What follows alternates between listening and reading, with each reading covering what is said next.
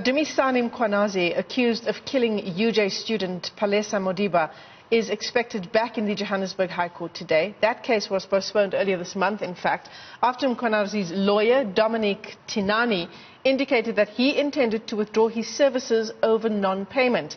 Let's get you up to speed on the story now. Our assignment's editor, Mpho Raphata, joins us in studio for more. And I think, Mpho, perhaps a good place to start is to give our viewers just some background on the story of Palesa Madiba.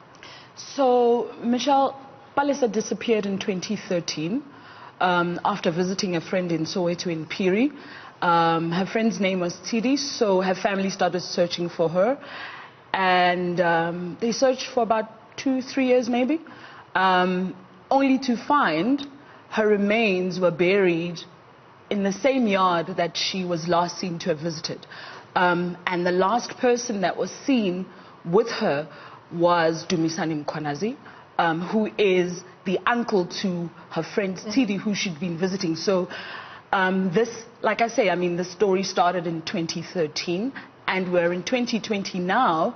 The arrest, I think, was made earlier this year, and the case went to the Protea Magistrates Court in Soweto, and then was moved to the High Court. So, and since then, they've had the issue also about the lawyers, because he refused. Initially, when the case started, they offered him legal representation via legal aid, and he refused it. And now, more and more delays. 7 years down the line, there's still delays because he now wants lawyers. And the court is now saying that should he not have legal representation today, they will force him to use legal aid. Yeah, it's a case of postponing and postponing.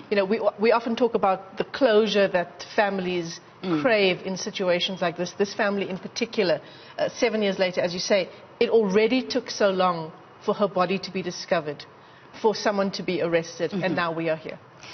Look, they went through so much looking for her. I remember when I started covering the story in 2013, we would go to bars, we would go to whatever, if there were bodies that were found in Soweto that people were saying could be hers, we went to those places, and you could see the toll that this was taking on her mother in particular.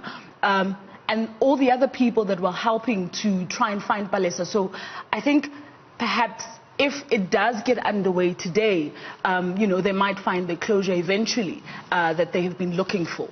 In the meantime, Dumisani Mkhwanazi is in police custody?